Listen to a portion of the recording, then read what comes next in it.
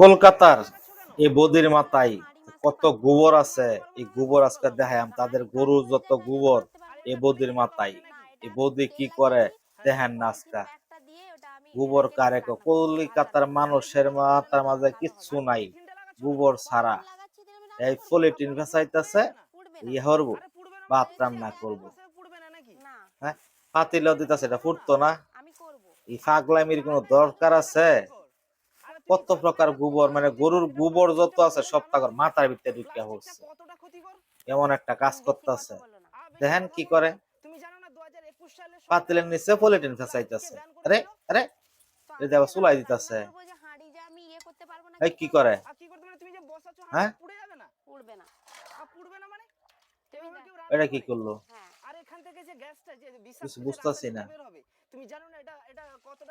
পানি দিতেছে, হ্যাঁ হাই হাই, এটা কি কয়, পলিটিন তো ফুললো না। যাই হোক, পলিটিন যখন ফুটছে না তাহলে মনে হয় পলিটিন দা ফুইরা পাতিলের সাথে একদম লাইগা যাইব, পাতিলের অবস্থা বাদ করে আলবো আজকা। এই পাতিলে কাম হারছে, পান্নামি করো পান্নামি, হ্যাঁ আজকা পান্নামি বারইব, পাতিলে নষ্ট করতেছ, পান্নামি ঠিক হয়ে যাবো গা। পাতিলটা নষ্ট হোক পরে বুঝবা না।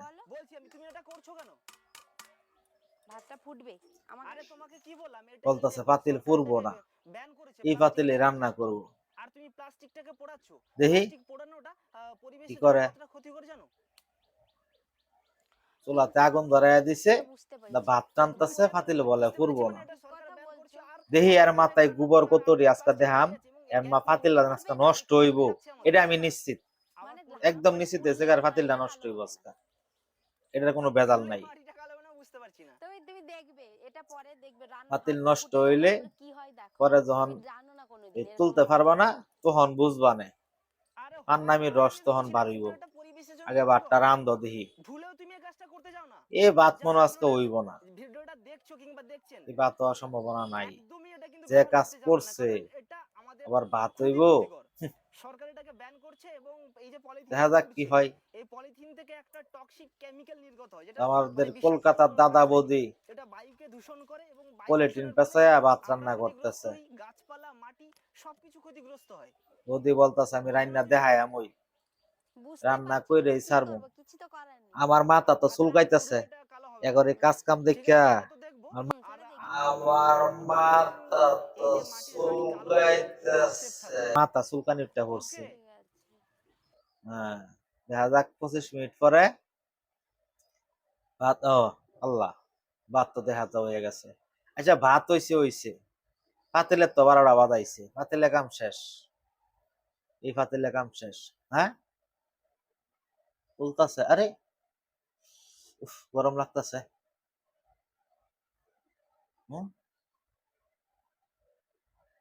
এটা কি, এটা কি পাতিল তো দিয়ে কিছু হইলো না, এটা কিভাবে সম্ভব? হাই হাই হাই হাই, এটা কি করলো? হাই হাই, আমার মাথা ধরতেছে না, এটা কিভাবে সম্ভব? পলিটিনের জায়গাতে রয়েছে, ওই পাতিল ওইখান তো চকচকা রয়ে গেছে, আমি ফেল হয়ে গেলাম নাকি? এবার মাথায় গোবর ছাড়া দাদা কিছু বুদ্ধিও মনে হয় আছে। আমি তো ভাবতাম আগে কলকাতার মানুষ একদম মানে বুদ্ধিহীন। যাই হোক, এই পাতিলের মাঝে ভিডিওর শুরু থেকে তারা কিছু সরিষার তেল লাগাই নিছিল, তারপরে এই পাতিলে পলিথিনটা ফেঁচাইছে, ফেঁচানোর পরে এই পাতিলটা আর মানে পলিথিনটা পুরা নাই, পাতিলটা মানে পাতিলের সাথে ওইটা লাগছে না। তো এইভাবে ভালো আছে, এখন পাতিলও ভালো আছে, ওই ভাতও রান্না হয়েছে, মানে পাতিল আর যে বৈশা মাজ্জা দেন আবার পরিষ্কার করে তুলবো ওইটার কোনো দরকারই পড়ছে না, পাতিল একদম চকচকা। যাক, বৌদির মাথায় বুদ্ধি আছে, দাদা একটা বালা বৌদি পাইছে, জীবন অনেক আয় করতে পারবো। ভালো, ভিডিওটা ভালো লাগে অবশ্যই একটা লাইক করে দিবেন, একটা শেয়ার করে দিবেন। হ্যাঁ দেখেন ভিডিওটা কেমন, আপনারা এই টেকনিকটা অবশ্যই ট্রাই করতে পারেন বাড়িতে।